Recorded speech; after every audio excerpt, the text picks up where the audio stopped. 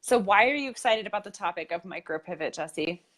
Because I feel like it's something we've done about a billion times in our own business. And no, hear me out, hear me out.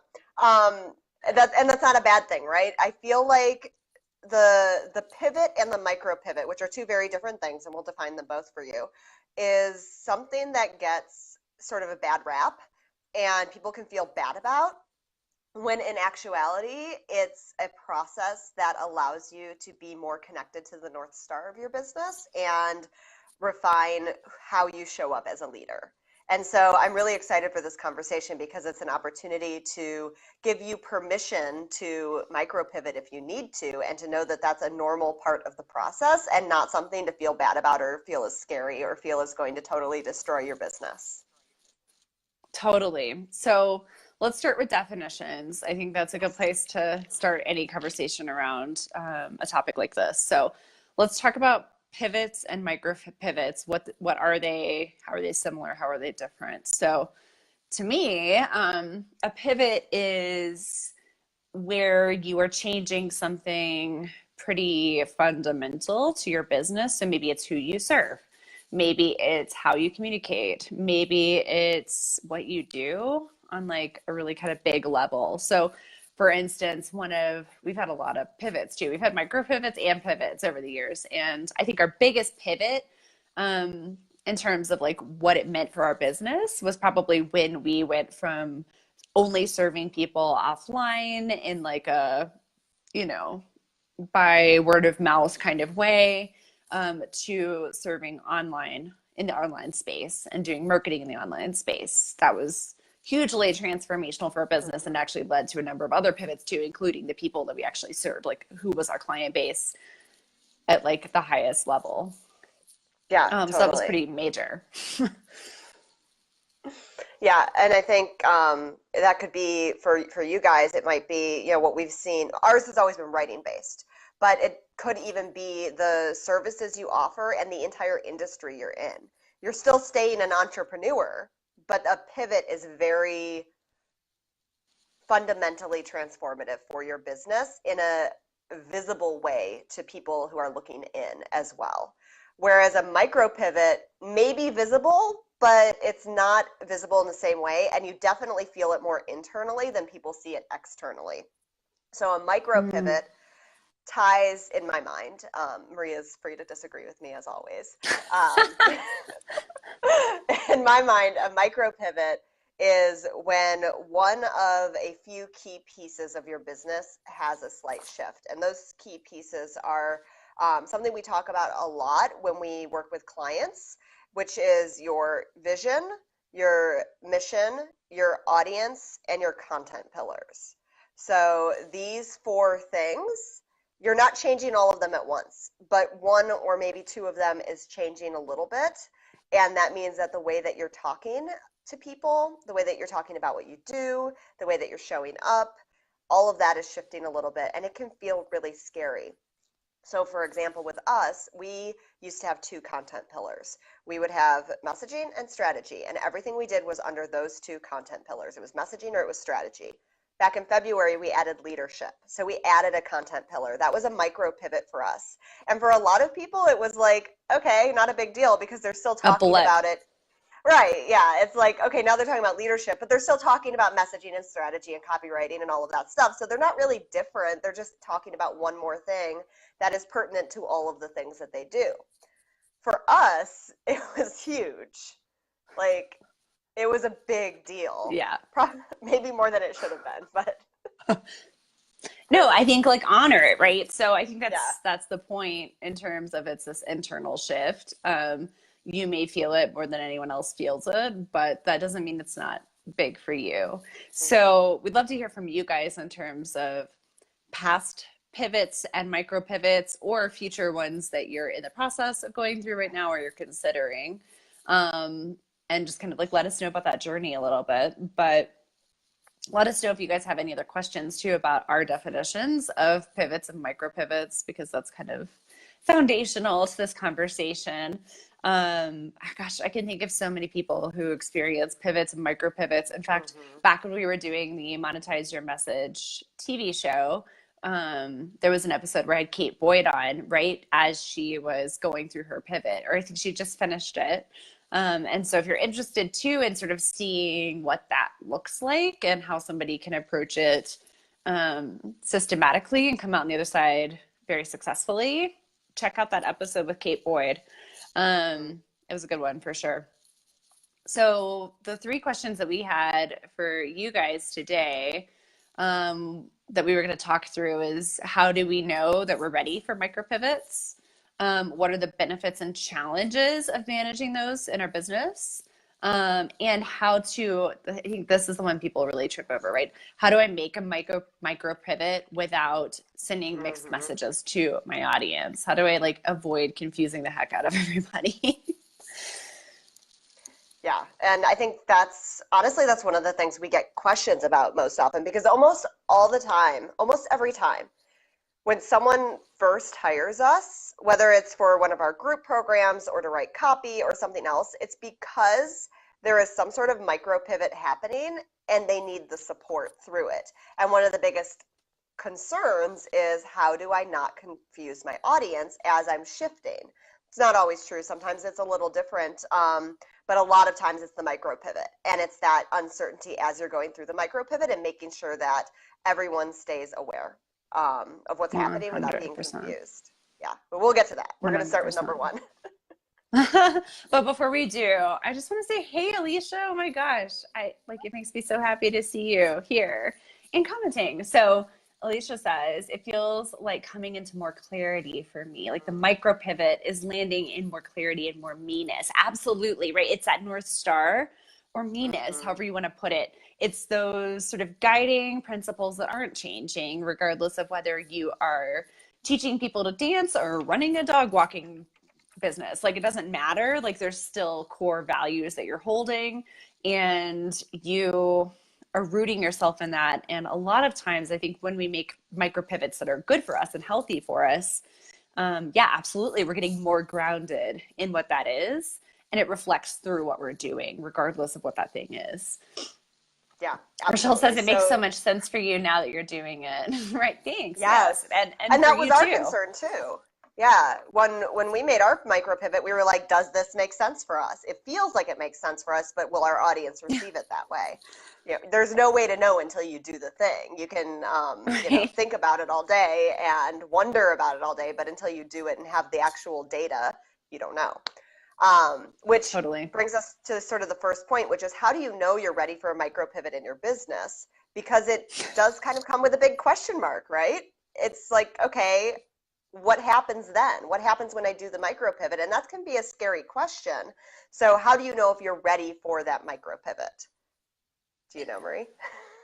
So I'll answer. I mean, like as you guys probably know, we don't like script this ahead of time, as is No. probably painfully obvious. So a lot of this is just kind of like us thinking through the questions here. But what I would say to this is twofold. I'm going to do a lazy sites. Two things. um, so thing number one is how do you know you're ready for anything, right? Like you don't, Mm-hmm. like Jesse was saying, you just kind of take the plunge and see what happens and you gather your courage and practice that courage and see.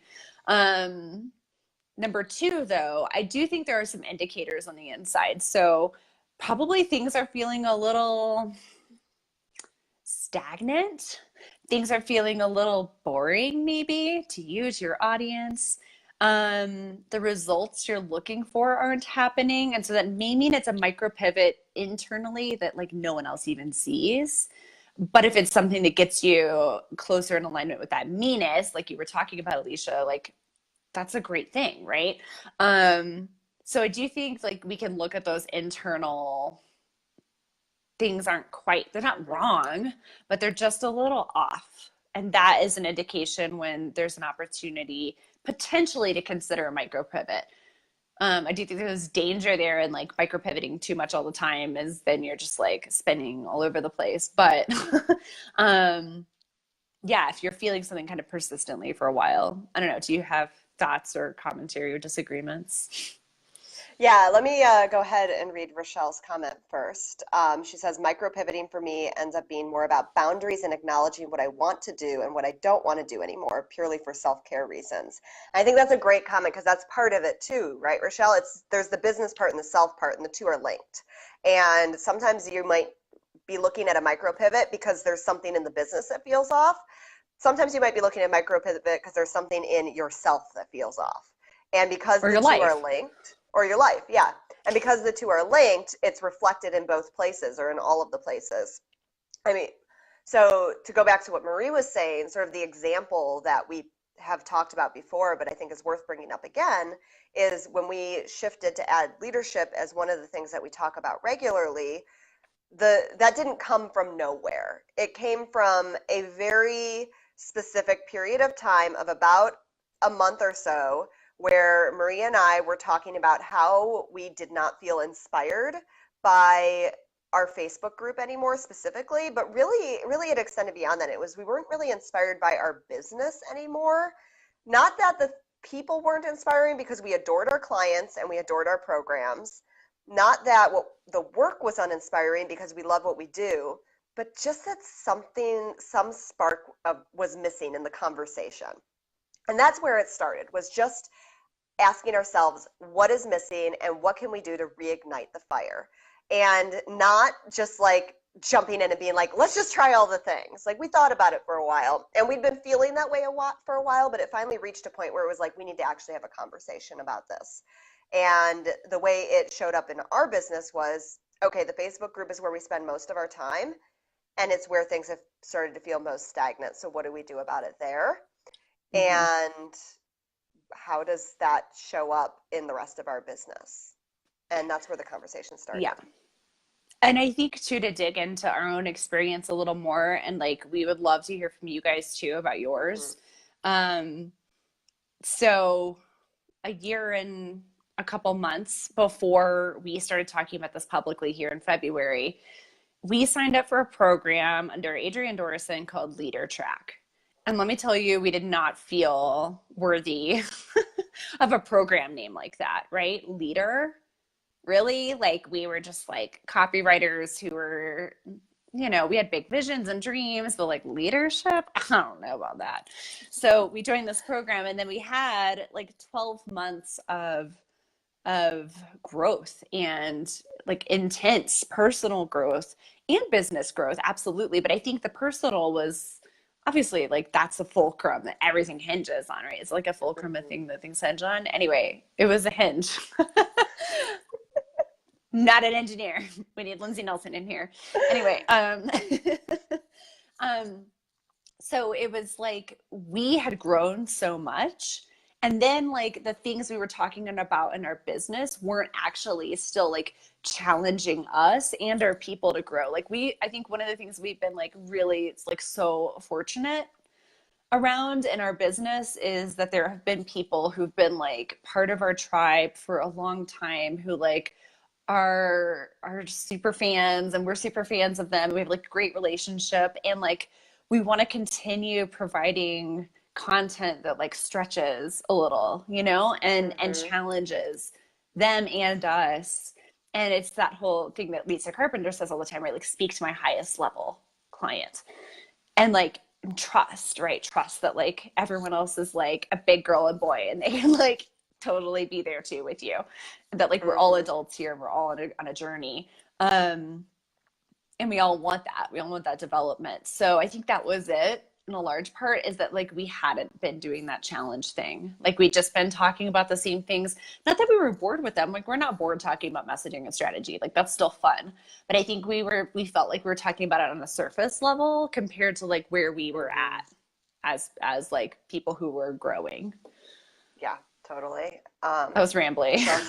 Rochelle, no, I agree entirely. And I think I think the key there, which this is sort of getting into the second point, but I think it's worth mentioning really quickly and coming back to, is that that was a really scary ask for us, to ask Yeah. our audience to come up with us as we added this new Yeah. element that really required us to go deeper into topics that before we had to only scratch the surface on. knowing that some people would join us and some people would fall away, and that it was a potential for us to lose audience members.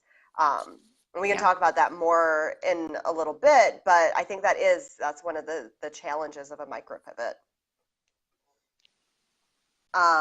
Michelle says something feels like it's missing. Yes, absolutely. Even a greater purpose that you want to serve that lights you up, mostly focusing on the vibe and questions based on clients' needs. Yeah, absolutely. And I think it's twofold, right? Because, I've got the strategy brain going on. So there's the intuitive piece that absolutely exists, which is I'm like, something feels off. Maybe I'm bored with something, or maybe things have become almost robotic. So with our Facebook group, it had just become, we're posting this, and this, and that's it. And it just felt uninspired. And so that was an intuitive thing. But then there was the practical, strategic side of things, which was that engagement was down. So we knew other people were feeling the same way. Open rates on our emails were down. Our clients that were coming to us were the clients who we had spent a long time nurturing, but there weren't a lot of new people who were coming in and sticking around for a while. So we knew from a data perspective that something was off, and we knew from an intuitive perspective that something was off. So those two things came together to tell us that we really needed a micro pivot, and we needed to ignite something within our business. Totally. Yeah. So yeah, it doesn't have to be just intuition based. I really am glad you pulled up that point, Jesse. Did you find a lot of people fell away? Mm-hmm. Some. Yeah. Some are coming back, which is interesting. Some are maintaining relationships with us in other ways. But I think honestly, the biggest outcome of this has been that people absolutely rose to the challenge, and people absolutely now are calling themselves leaders because they recognize it in themselves through the definitions we've been providing, through like a new lens to look at that concept. And I think our group is full of people now who I hope and feel like more empowered than ever. So that seems like it's what's happened, which is amazing. Like, it was absolutely the right choice. Yeah, totally. And it's true. We lost people. Not a lot of people, far fewer people than I was, like, my fears were telling me would happen, because, there's that voice in the back of your head that's like, oh, no, everyone's going to unsubscribe from your list. No one's going to follow you, or they'll all be confused. And maybe they'll stick around to see what happens, but they're not really going to be invested in it. And that's not what happened at all. Some people did fall away, and the people who did, it was really interesting because they fell away in a way that felt completely in integrity for us and for them. There were conversations that we had with people where they would come to us and say things like, I don't know if I am ready to identify as a leader yet. And we would provide our definition of leadership. We would provide, what we were trying to attain in the group, and allow them to self-identify or not. And both choices were absolutely correct for them. And I think just making sure that conversation stayed open really helped with making it feel like those people who decided that this wasn't the place for them, making it not feel like, oh, we're losing people. It felt more like we were letting go of the people who this would have felt heavy for anyway. Right. Absolutely. And I think the biggest piece of this is just trusting that they can make decisions for themselves. They're adult people, and like, we're not here to caretake them, to use totally learning that I pulled up last year from Lisa. Like this, like, there's been a lot of personal shifts for me, right? But like, I used to do a lot of caretaking of other people, and like, at the end of the day, that serves nobody at all, because it takes away their agency and it puts too much burden on me. And so I think all of us can do that when we make those micro pivots, or pivots, especially when they affect audience, right? Like, you are going to affect people. Yeah. Okay. It's up to them to figure out how to respond to that, like, to do it in like love and integrity. And like, that's the way forward. Right. And it's not like this is a closed community. If they want to jump, I mean, technically it's a closed Facebook group, but like, if they want to come back in, the door is always open. Yes. It's not like we're saying, oh, you don't identify as a leader, we don't want you here. That's not it at all. Right. We're simply providing the space and absolutely the boundaries of the space, going back to what Rochelle was saying earlier, because I think boundaries is another thing that has really been helpful with our micro pivot. We used to do things like hop on Facebook Live randomly when we felt like it or when we were launching a thing. With our micro pivot came boundaries.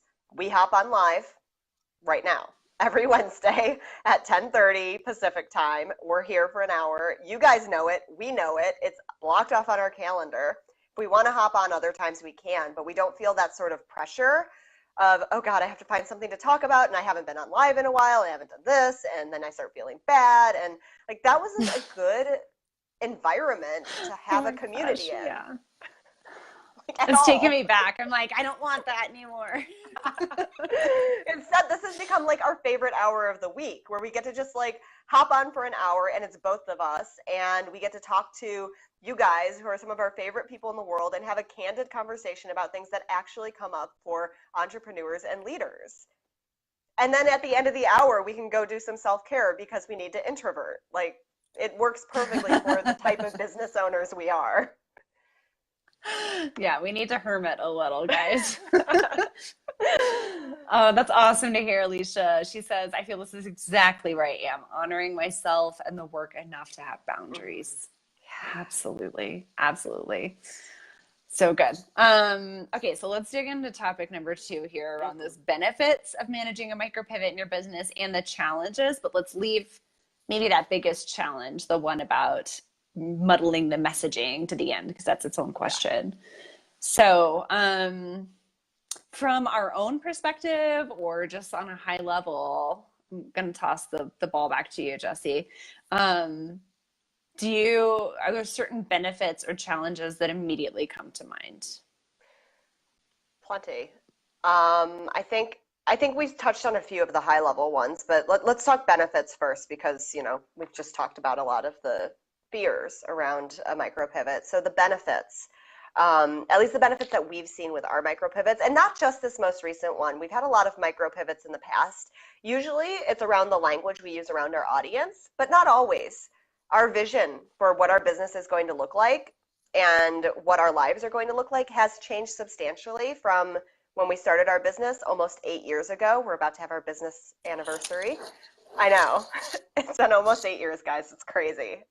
And obviously, our vision then, when we were like, I don't know, in our 20s and still in a full-time job and like living in a We were different so cute and city. little.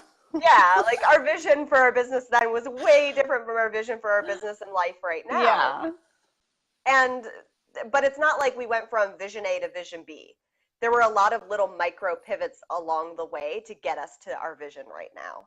And I think that's the danger with visioning activities. This is kind of an aside, but that's the danger with visioning activities when you let them be written in stone, is that it's like, oh, I said I want to be at this point in 5 years, and then in 3 years, you're a totally different person.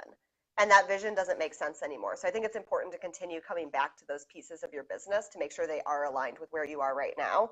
Because who's to say what happens between, now and July of next year that might make you a different person?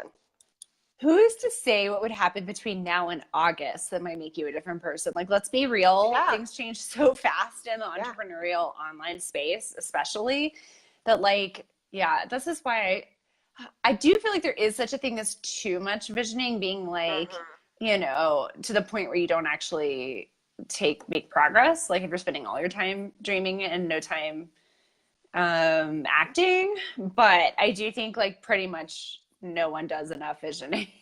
Like I don't at Right. least. Like there's so much room for it.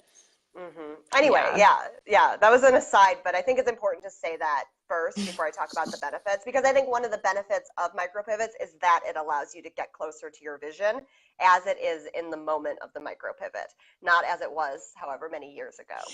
I think another benefit is that fire that we were talking about. It allows you to, when it's done well, it allows you to reignite a fire, not just within yourself and your own motivation to show up, but also within your audience and their tendency to show up for you. Because we, especially B2B people, which most of us are, not all of us, but most people in this space right now tend to be a lot of B2B. Uh, we are serving clients who are over inundated with marketing and sales and other businesses who can help businesses become better businesses. And that can get Yeah, that can get a little overwhelming. And to stand out and to show up in a way that really cuts through the noise, part of it is strategic. It's having that message that you're really clear and consistent with, but part of it is also energetic. It's making sure that there is enough energy in the community that people want to come in and show up and have conversations. And I think that's a huge benefit of doing a micro pivot well, is it puts the energy into the community that allows it to gain momentum and grow. That's a really good point, right? And I think it's one more piece of advocating for creating content, creating communication, developing relationships in a way that feels good to you. So if you're Mm-hmm. feeling bored with something or something feels really heavy to you, or again, going back to that data piece, like the data doesn't support that it works, then like try something new, try something you like a little Mm-hmm. more, right? Um, there's hard and fast rules for everything, and like doesn't mean they're right. It doesn't mean they're right for you, right? So yeah, so the micro pivot might just be in like how you're communicating, or it might be who you're talking to, or the language you're using, because maybe you came across some new data because Mm-hmm. you were hanging out in Ryan Leveck's Ask book and you decided to do a deep dive survey, like whatever it is, like you you have so many opportunities for that. But I think at the end of the day, like find the thing that doesn't make it feel like more heaviness for you is key. Yeah. It's not just about like being aligned with your values. It's also about being aligned with that personal vision for like what does your Mm-hmm. actual life look like as a business owner or as a leader. Yeah. Um, yeah. Go ahead. Sorry. Yeah. I don't know how many of you guys were here for this was like a year and a half ago now. We did a challenge called Connect to Your Core where we helped people come up with vision and mission statements. And one of the things that we did in that challenge that we got a lot of really interesting feedback around was when we did have people develop their mission and vision for their business, we also had them develop one for themselves. And a lot of people had never thought about visioning or creating a mission in that way, where it was like, not what do I want for the business or what does the business stand for, but what do I stand for? And what do I want for myself? And then how do we build a bridge? Because I talk about bridges a lot. How do we build a bridge between the two so that they support one another and don't end up feeling disconnected? Because that's the risk we run, right? We run the risk of being all in on our life or all in on our business and then having to shift 180 from one to the other instead of creating one that works, like having them both work together.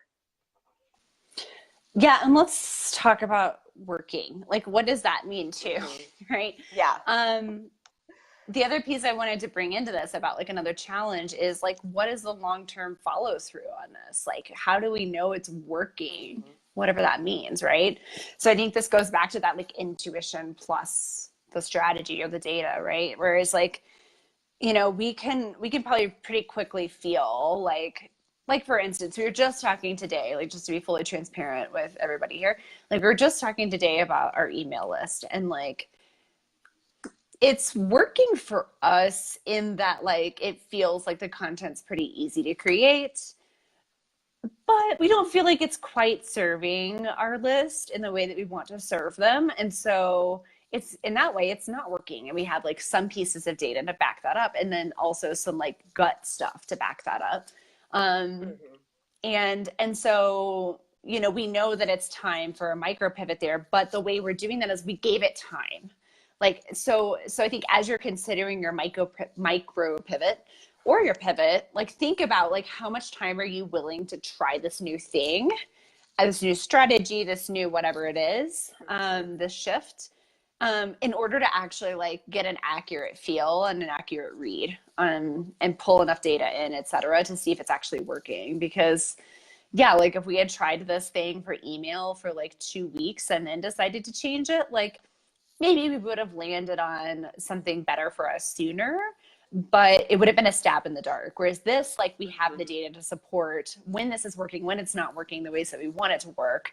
Um, And so we committed to like, let's try this for this amount of time. Or like we just posted something a couple weeks ago where we had like us in Zoom doing a little pinky promise swear over the over the Zoom saying like, okay, there's this thing and we're gonna try it for 12 months and we're swearing that before all of you here in the group, like as our witness. Because like Mm-hmm. that's what we want to commit to for that pivot.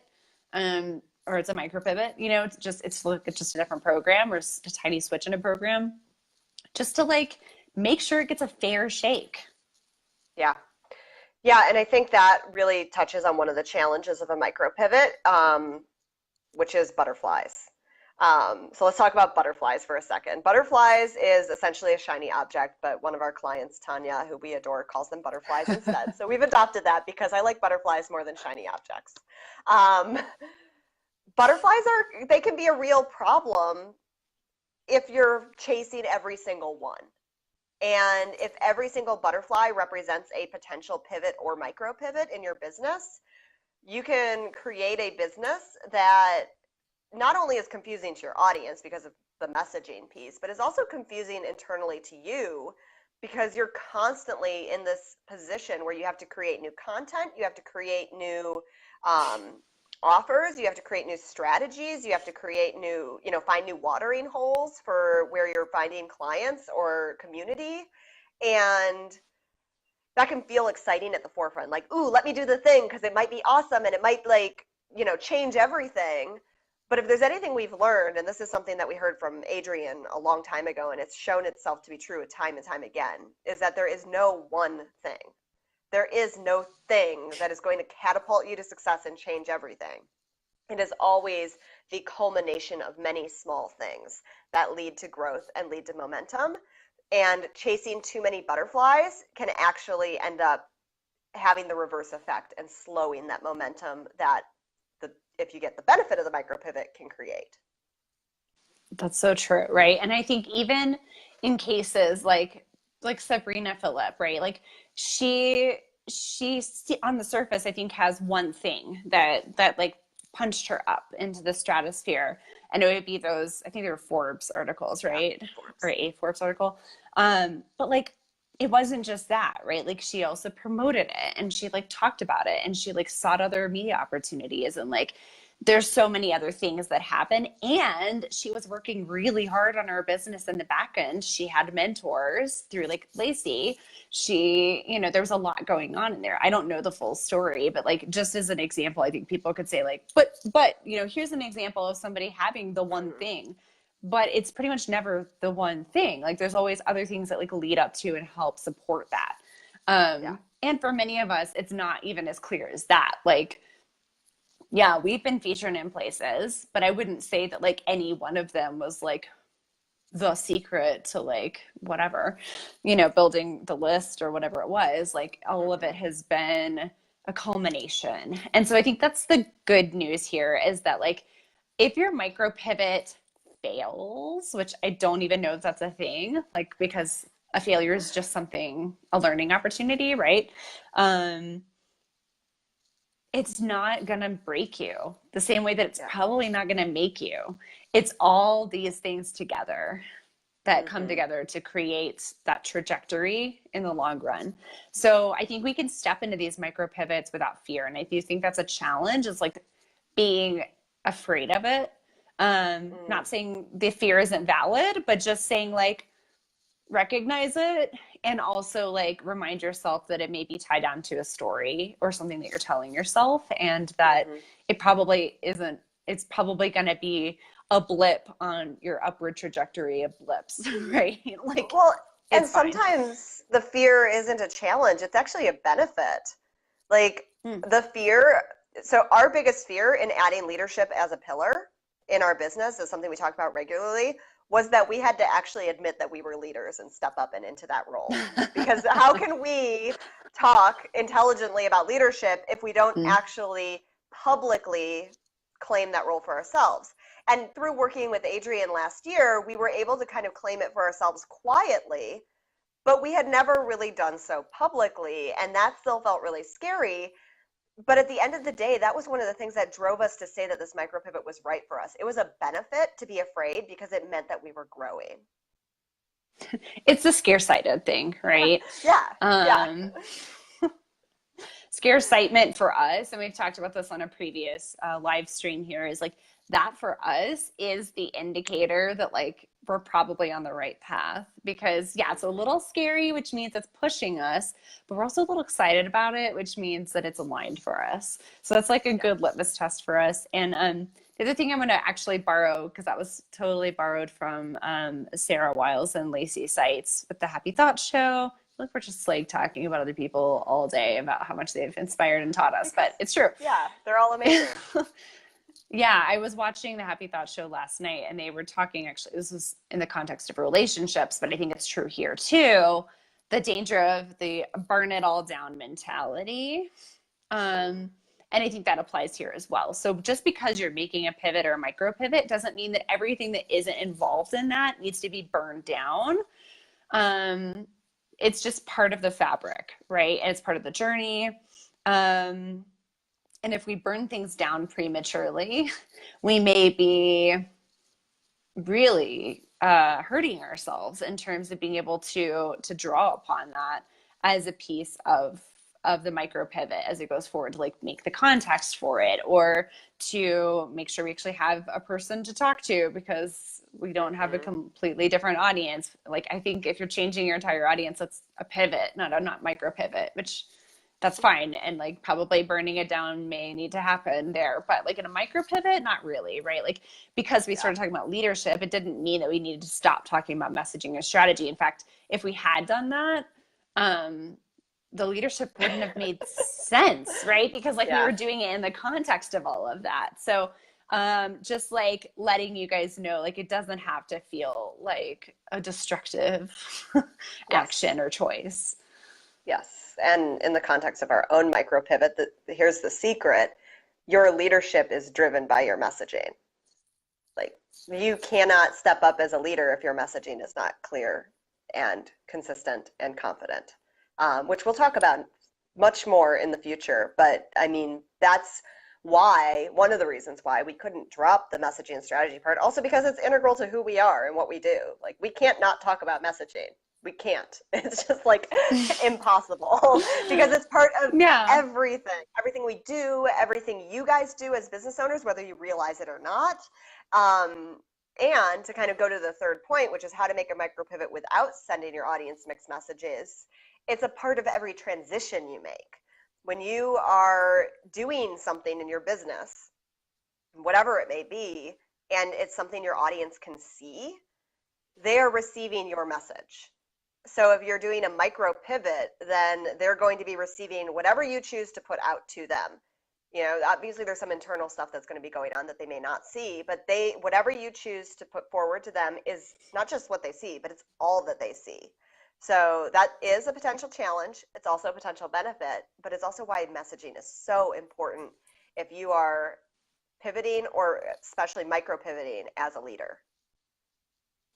And I would argue that that stuff that's internal that they can't see directly, like they're not reading your journal or whatever, they're not like hanging out in your sessions with your life coach or whatever, but they see the product of it, right? They see your energy levels go up. They see the way that you show up differently. Yeah, all of that stuff is part of your message. So like here's the thing, like I was just invited to do a guest expert session yesterday in my friend Lacey, not Lacey Sites, Lacey, different Lacey.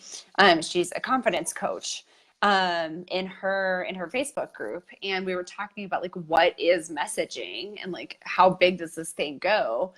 And at the end of the day, like your business has a message. Sorry, like it just does. And it has kind of like a life and brain of its own until we tap into that and like take ownership of it and like insert ourselves into the process, right? So like if all of my copy says that I'm a dog walker and then how I actually like have, you know, testimonials from people on my website saying that I'm a great baker, like basically the message I'm putting out there is she kind of does everything and is super confused. Like, right? The message isn't I'm a dog walker, even though those are the words on the page and that may be what every piece of my content says. Like, right? You know, people, how many times do we see messages that people don't intend? Every time we like look on Google Maps, we like look up restaurant and we're like 3.2 stars, nah, right? Like that's a message that they're not looking to put out there into the world, but it's a part of their message. So like, how much better is it if we can understand what our businesses is saying to the world and then like allow ourselves to be like a full part of that process and Mm-hmm. to take some ownership of it. Yeah, absolutely. Rochelle says change inspires people for sure. Yeah, absolutely. I had no idea how interested people were in Facebook groups until I announced that I'm closing mine. Interesting. I'd love to hear more about that and like and what Did you the get sort of people response has kicking and been. screaming? Like, no. Yeah. I think that is a good point. You know, when we make a change, it brings things up that we never even expected to come up. Mm-hmm. And sometimes there are things we expect that happen, and it's like, okay, that was expected, but there's almost always sort of the unseen side of things, the unintended consequences, whether they're positive or negative consequences. That's like, oh, how fascinating, you know? Like, that's interesting that that happened, and what does that mean for my message? So Yeah. I think, and this might feel like kind of a cop-out answer, but I think that the answer to how do you make a micro pivot and not send your audience mixed message, the answer is transparency. The answer, 100%. yes. 100%. And and I know that that is a word that it's like the word authenticity, right? It gets tossed around and people are like, okay, whatever. Yeah, I'm being transparent. I'm telling them I'm doing the thing. But when I say transparency, I mean like deep transparency, not just saying I'm doing this, saying I'm doing this because, and adding your why, and taking them, grabbing their hand and taking them along for the process. Not just waiting until all your micro pivot pieces are in place and then like pulling the curtain back and being like, ta-da, look what I did. That's not transparency. That's not what I mean here. Totally. Yeah. Okay. So I'm going to read Rochelle's comment, her new comment here. People who haven't even interacted in months. Why? Tell me why you're closing the group. So, you know, questions like that, moments like that are such opportunities for this. So this is a story that probably all of you who have been in our circle for a long time know already. So sorry, but I'm going to tell it again because it's, I think, so pertinent to this. So when I worked at my last desk job, I was at a museum, and in fact, both of us were working at museums for our last desk job. This is technically a desk job. I'm at a desk. I lost like 9 to 5, right? You know what I mean? And I was really advocating as the grant writer for like allowing the people who sponsored, or like the foundations and corporations who would sponsor like a new changing exhibit, to be able to like see it in progress. And the social media and marketing guy was like, yeah, like I want the whole public to see this too. This is so cool what's happening in this room, right? And like behind the door where there's like a exhibition installation in progress, everyone's like so curious, like what's behind the door, I want to know. And the curator and the woman who was in charge of that process of getting everything set up is like, no, but it's messy, and like there's paint buckets everywhere and there's drop cloths, and it's like they're not going to want to see this thing in shambles, you know. And I was like, they are going to want to see this thing in shambles, let me tell you, because like they're deeply fascinated by the process, even if it is crazily messy. So Yeah.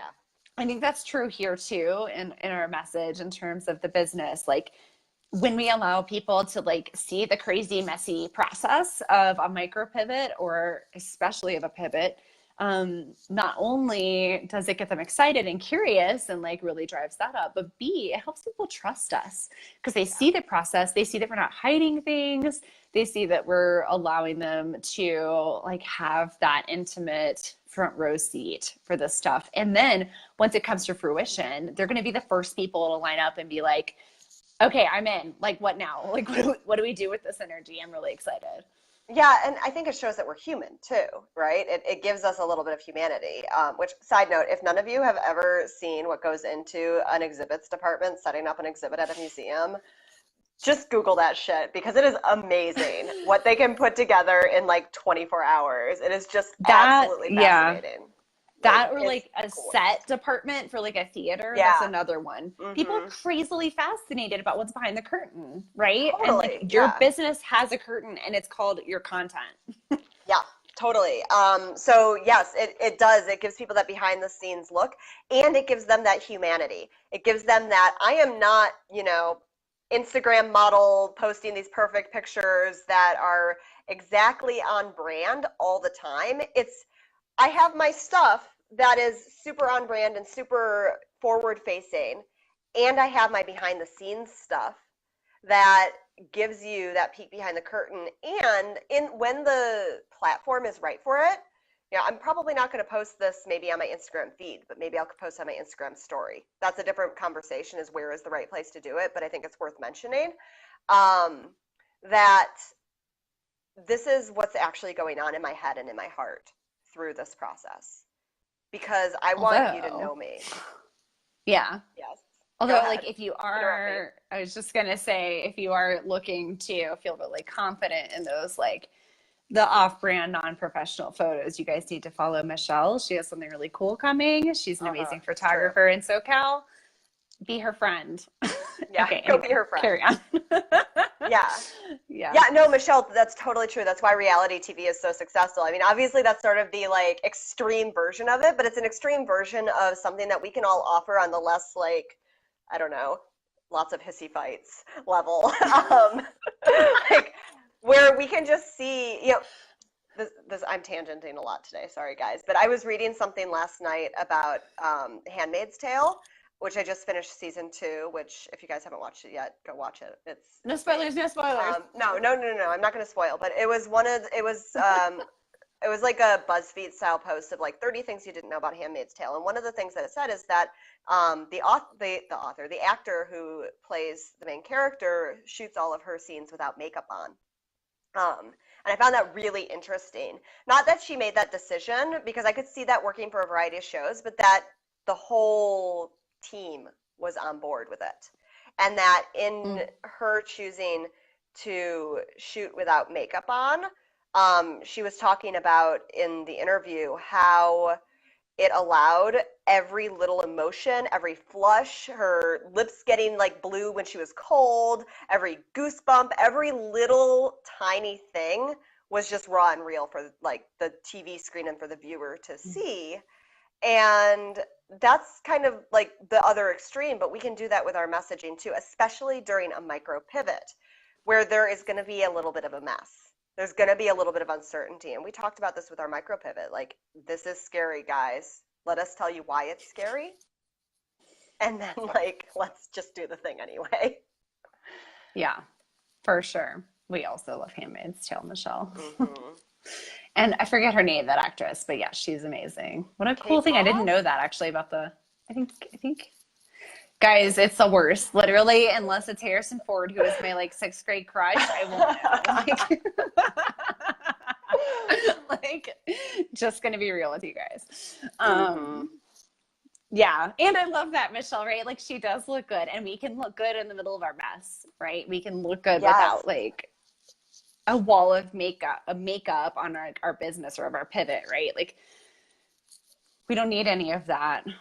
That's it's there if we want it. Like, we can not resort, that sounds negative. Like, we can totally go bring up those like beautiful Mm-hmm. branded photos. We can totally, step into the content that's we're repurposing that like did really well last time, because like we want that confidence boost, or like we want that supportive pillow, or like maybe we're out of town on vacation and we don't want the content mill to stop. Like, that's cool, and like that stuff is there to support us, Mm-hmm. and we don't have to like, and things can keep going if we get raw and crazy. So Yes, yeah. yeah, and I think going back to the butterflies conversation we were saying earlier, so the challenge and the risk with a micro pivot is confusing your audience with mixed messages, and having too many different things going on at once. The benefit of a micro pivot with your messaging is that it allows you to pull that curtain back in a really profound and intimate way that lets your audience get to know you better than anything else you do in your business. Because this isn't necessarily, we're not talking about like a launch, although it could manifest itself in a launch. Like that could be where the micro pivot happens. We're not talking about, a rebrand, although that could be part of it. We're talking about a fundamental shift in one of those areas we talked about at the beginning, which was, mission, vision, audience, or content pillars. And when you make a shift in those areas, it is going to have an internal piece to it. Because those 4 areas are partially internal. Even audience, which feels external, it's not. Because the question there is not just who can I serve, but who do I want to serve? And that is a legitimate question. That is a really legitimate question. It's not just in that case what the data is telling you about what people need and want. That's important, but that is not the whole picture. It's also who do I want to serve and what is the conversation that I want to have with them?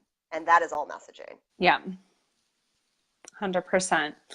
So homework for you guys is to do some thinking, maybe if you journal, whatever it is that works for you around those 4 pieces. Who are you? This is a question for you now. So like disregard whatever you may have answered in the past, right? Like maybe in the past you were working with like new business owners and now you're working with seasoned business owners. Cool. Go with the latter, right? Like go with what's right for you now. So do some thinking around that vision, both for your business and for you personally. The mission, again, you can do that for the business and for you personally. Audience, and what do you want to talk about? What do you want to be known for, sought after?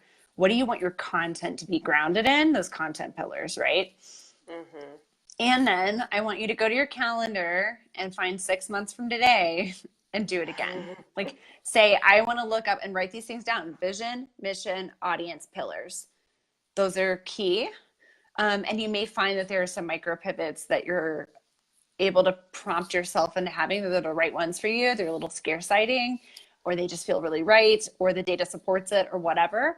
6 months from now, because this stuff changes so fast, guys. Mm-hmm. So fast. Yeah, it's true. Michelle says I have to say there's a fine line to lifting that veil. Crazy doesn't bode well.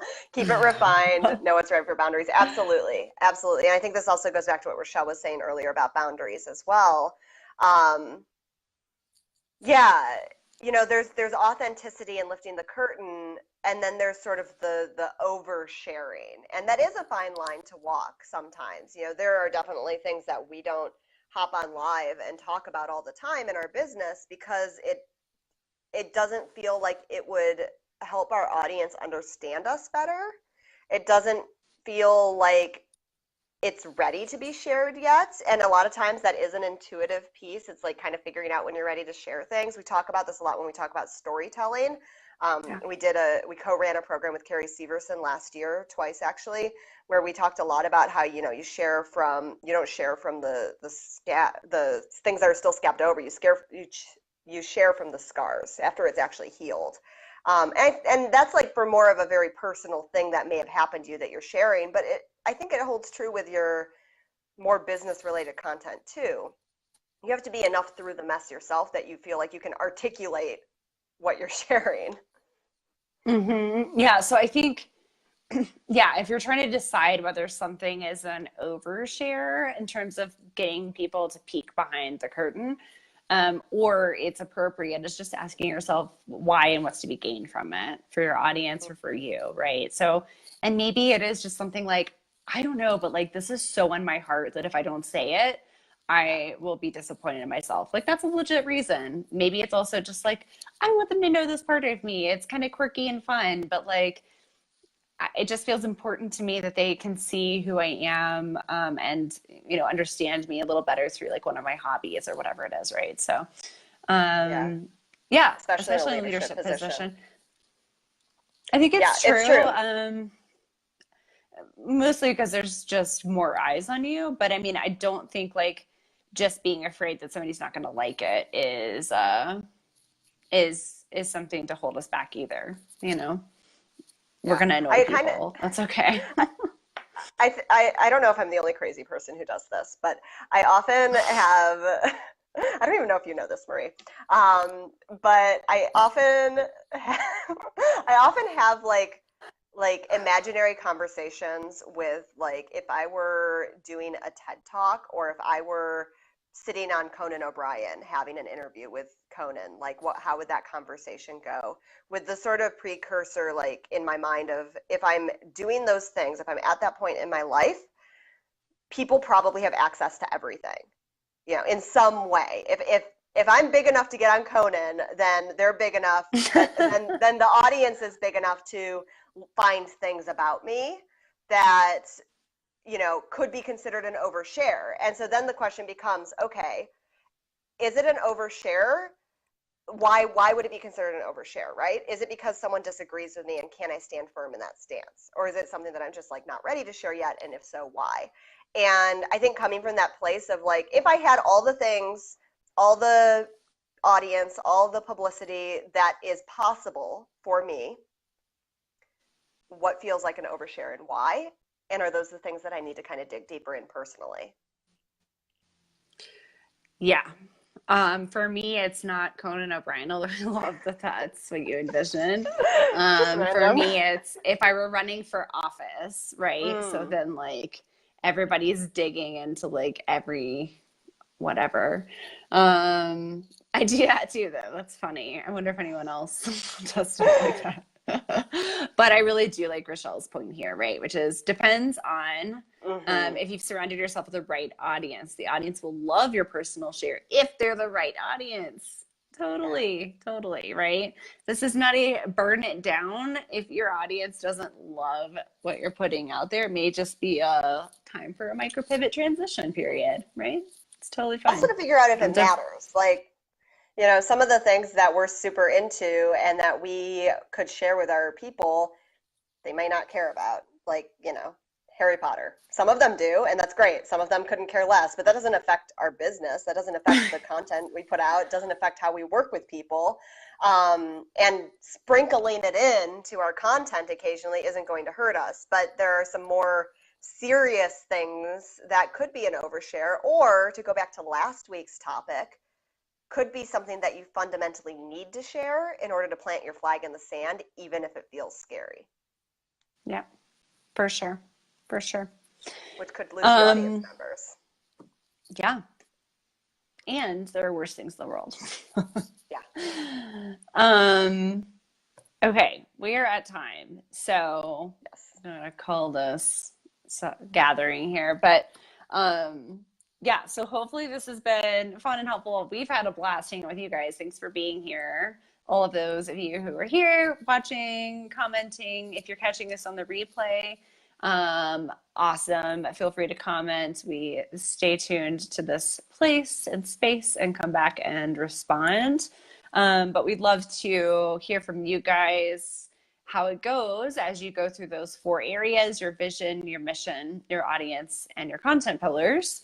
But we'd also love to hear from you, and as you're considering, as you're in the process of going through any future micro pivots or pivots in your business and into your leadership platform.